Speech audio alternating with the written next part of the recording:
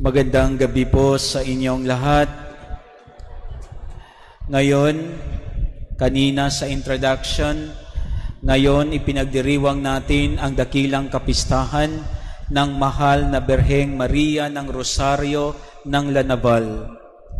Allow me to share with you 3 punto na pwede nating pagnilayan sa dakilang kapistahan na ito. Una, Rosary is a weapon. Ang banal na rosaryo ay isang weapon para labanan ang kasamaan. Sa tulong ng mahal na Birhen ng Lanaval, na pagtagumpayan ng mga sundalong Espanyol, reliyoso at mga Pilipino ang nagsusubok na mga taga-Olandia na sakupin tayo. Dahil sa tulong ng mahal na Birheng Maria ng Rosario ng Lanaval, nanalo tayo. Ngayon, may mga bagong kinakalaban ang ating bansa. May bagong kinakalaban ang ating simbahan. At tayo din, meron din tayong mga iba't ibang kinakalaban. Mapagtatagumpayan natin yan sa pamamagitan ng tulong ng ating ina ng Santo Rosario. Mary is the surest and the shortest way to Jesus. Lapitan natin ang ating ina at magdasal tayo ng Santo Rosario kasi tulad ng ginawa ni Maria sa Manila, dito sa Manila, na pagtagumpayan ng mga Espanyol, ng mga sundalong Espanyol, reliyoso at mga Pilipino, ang nagsusubok na sakupin tayo. Pangalawa, ang banal na rosaryo, rosary is a contemplative prayer. Sa pagro-rosaryo, pinagninilayan natin ang buhay ni Jesus. Kapag tayo ay nagdarasal ng rosaryo, para na rin natin nabasa ang Ebanghelyo. Rosary is a contemplative prayer. We need to pray in a contemplative way. If we are just saying words and not contemplating Christ while praying the rosary, it would be a body without a soul. Hindi minamadali ang pagdarasal ng rosaryo. Ninanamnam ang bawat misteryo. Rosary is a prayer to be prayed with the heart. It is not a race. May mga tao na nagdarasal ng rosaryo na parang tumatakbo, parang nakikipagkarerahan. Aba, Ginoong Maria, napupuno ka ng grasya.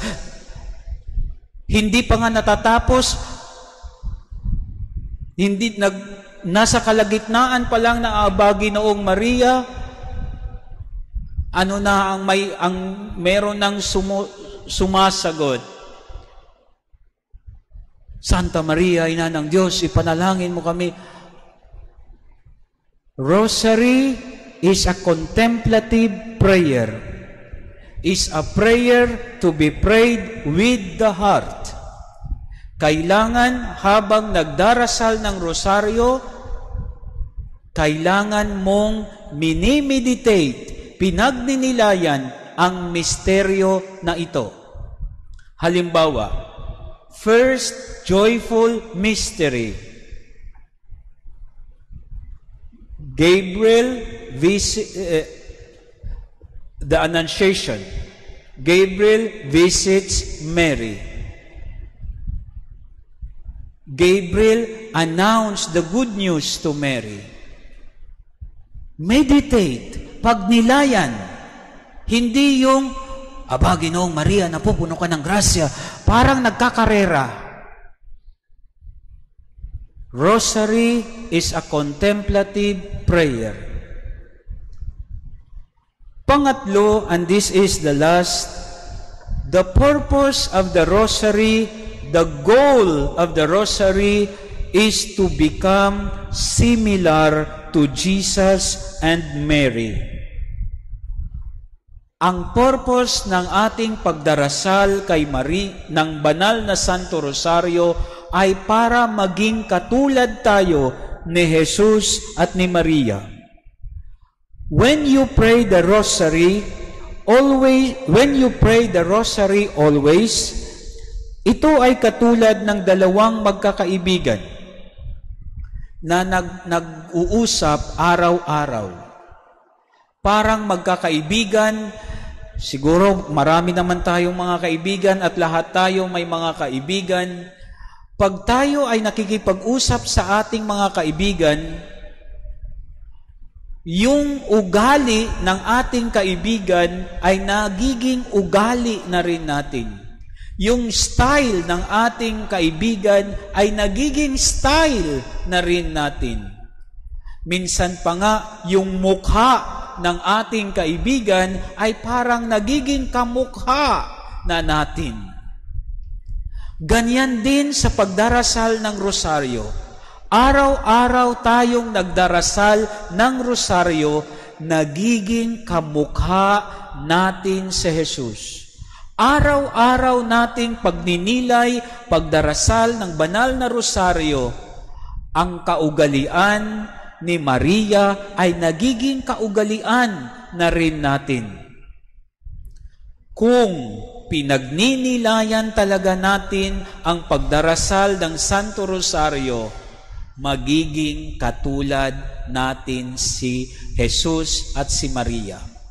Kung ang pagdarasal mo ng Santo Rosario na para kang nagkakarera, hindi ka nagme-meditate, useless. So sa atin na nagdarasal ng Santo Rosario, lagi nating pakatandaan, if we contemplate, sabi ko nga, Rosary is a contemplative prayer. Pag pinagninilayan natin ang lahat ng mga misteryo, nagiging katulad tayo, nagiging kamukha tayo ni na Jesus at ni Maria. So ngayong dakilang kapistahan ng Birheng Maria ng Rosario ng La Naval, lumapit tayo kay Maria. Tulad ng paglapit ng mga kababayan natin noong sinusubukan tayo sakupin ng mga taga-Ulandia. Lumapit tayo kay Maria kasi siya ang surest and shortest way to the heart of Jesus. Mama Mary, kay Kristong kuya ko, akayin mo ako. Mama Mary, kay Kristong kuya namin, akayin mo kami. Mama Mary, kay Kristong kuya namin, akayin mo kaming lahat. Amen.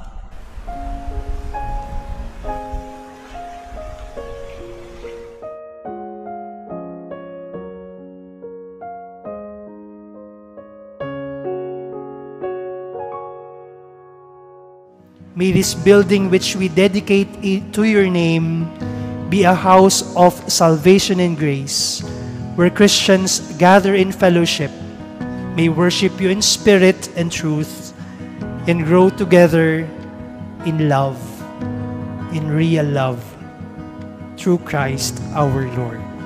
Amen. Maraming salamat po at magandang gabi sa inyo lahat. Mga kaparokya, mag-like at subscribe na po sa ating official YouTube channel, www.youtube.com/hfprojas, at i-follow na ang ating Facebook page, www.facebook.com/hfprojas.